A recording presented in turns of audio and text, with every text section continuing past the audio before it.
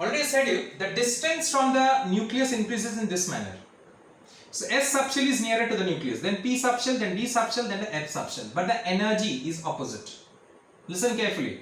The distance increases in this way. The S subshell is nearer than P subshell, D subshell, then F subshell. But the energy is just opposite. Energy is just opposite. F subshell is having higher energy than the D, then P, then S. Got it? Energy increases in this manner.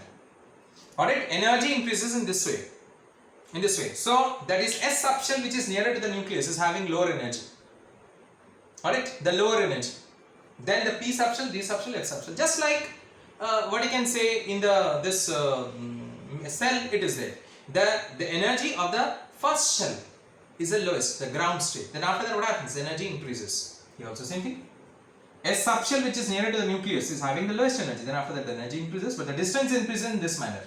Now you might be wondering why we are saying SPDF, SPDF. Why? From where we got the word SPDF?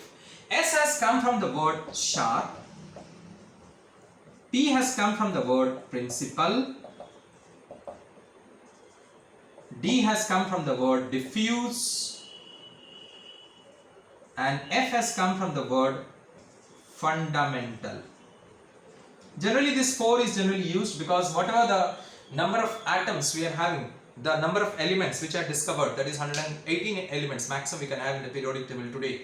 So SPDF is sufficient. This number of subshells is sufficient. GH is still not used. Even F subshell is also not being completed completely. F subshell is also not being completed. You can say that. Clear? So hence G and H, no question about it. Clear? So that you must understand it first. So hence we are not including the G and H subshell. So S has come from the word sharp, P has come from the word principal, D has come from the word diffuse, and F has come from the word that is nothing but fundamental. We can say that. F has come from the word. So in this way, what are these? These are the old name of the spectral series. Old name of the spectral series, which we today call it as Lyman, Balmer, Paschen bracket, P Fund. That's the old name of those spectral series. Don't think these are the name of the scientist. No. These are the old name of the spectral series which we have already studied earlier. Alright, that is sharp, principal, diffuse and fundamental. We can say that. Clear? So you came to know that is the designation of the subshell. You came to know the distance from the electrons, distance of this subshell from that of the nucleus. The distance is increased in this way. The energies you came to know. Energies also increases in this manner. Got it? Clear?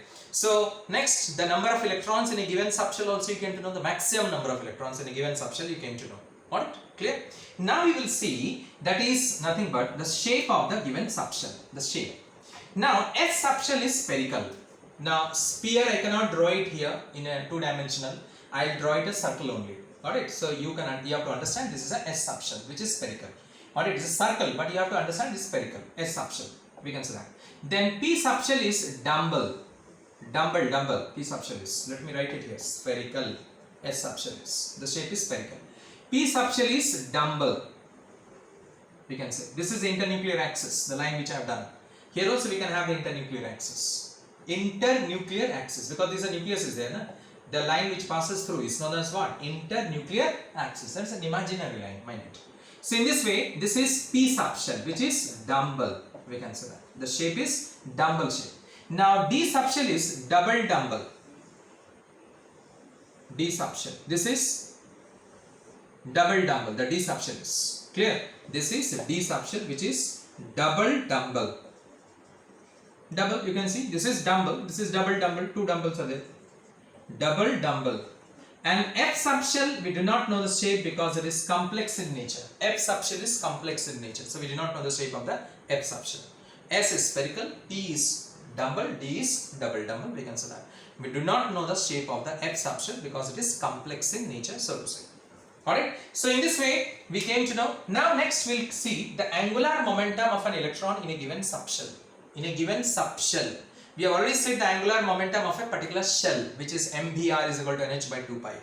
Alright, but in a given subshell, what is the angular momentum? Angular momentum is nothing but root over of L into L plus 1 whole into h by 2 pi. Now this is not there inside this particular root. Alright, root over of L into L plus 1 whole into h by 2 pi. Like suppose if an electron is present in S subshell, the value of L is what? 0.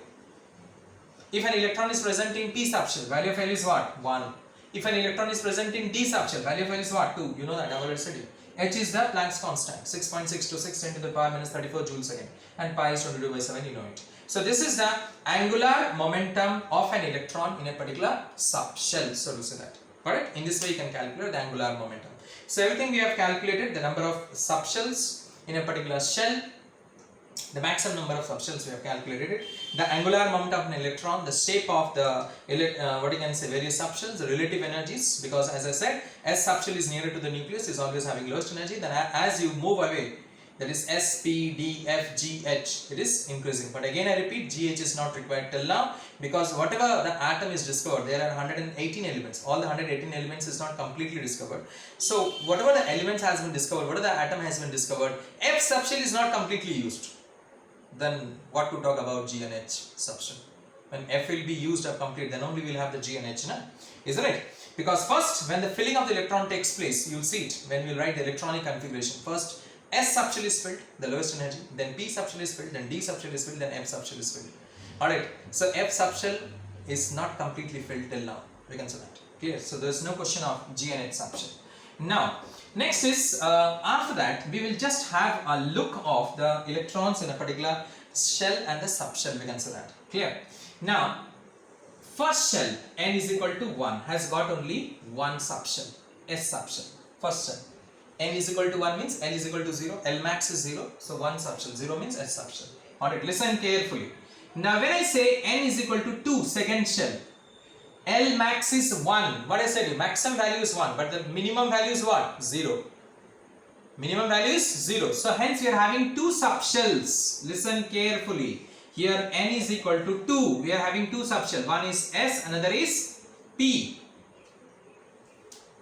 One is S, another is P. Now here we need to give the designation of a particular subshell.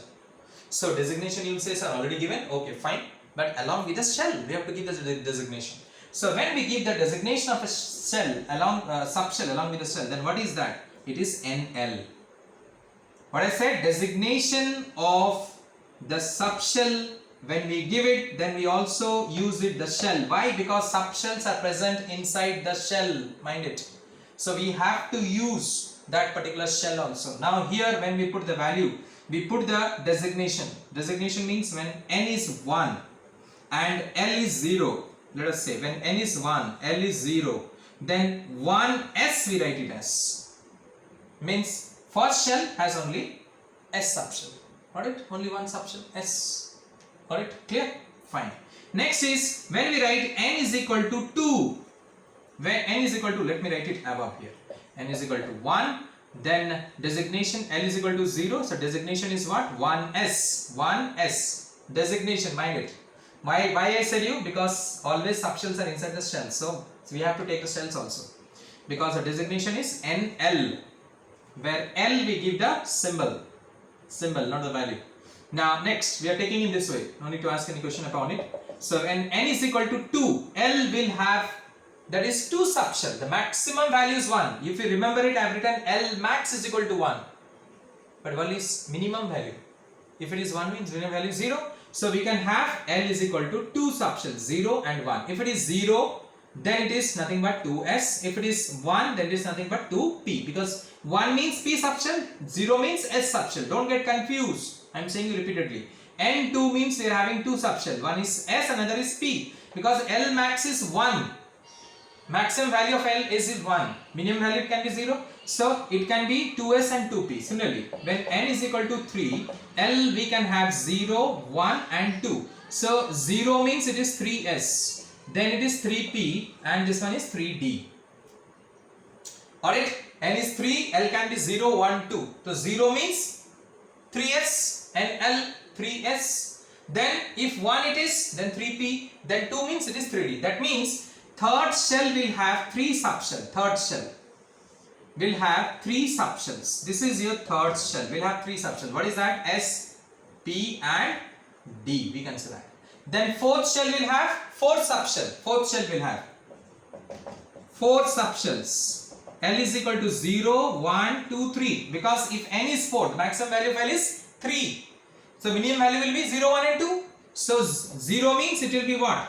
nothing but 4s, this will be 4p, this will be 4d, and this will be 4f. We can say that. I have written f here, f. I have written f. So fourth shell, I don't have the place. Similarly, fourth shell will have how many subshells? 4s, 4p, 4d, 4f. Got it? In this way, we got the designation of a particular cell and the subshell. We can say this is about your azimuthal quantum number, so to say. Clear? Okay.